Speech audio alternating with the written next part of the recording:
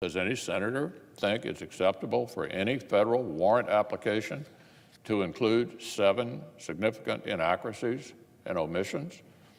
But this wasn't just a run-of-the-mill warrant. It was a FISA warrant to snoop on a presidential campaign.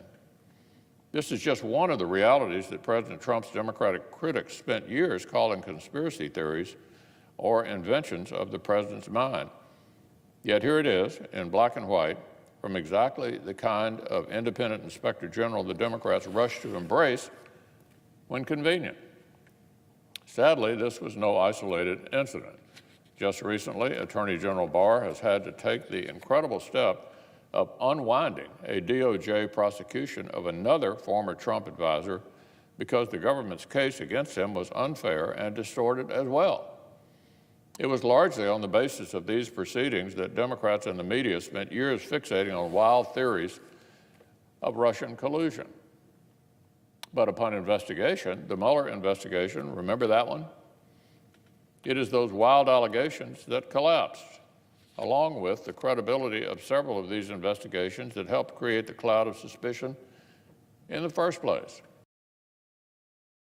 As if this debacle needed even more shocking behavior, I understand a federal judge may try to continue prosecuting one of these cases even though the prosecution itself wants to drop it.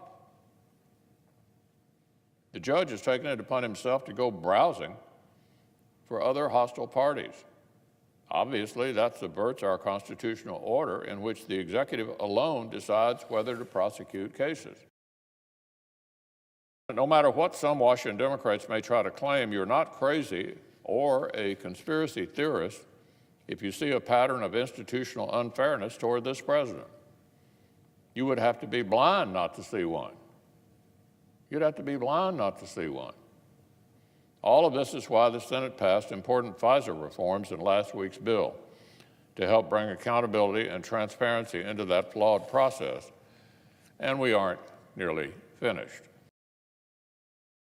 And just yesterday, Chairman Graham announced the Judiciary Committee will vote on a serious new set of subpoenas so the Senate can hear directly from key players like James Comey, Andrew McCabe, Loretta Lynch, and many others to continue getting to the bottom of this. So let me say that again. Senate Republicans are taking steps to issue new subpoenas to a wide variety of Obama administration officials with some relationship to the abuses I've just laid out. The American people deserve answers about how such abuses could happen, and we intend to get those answers.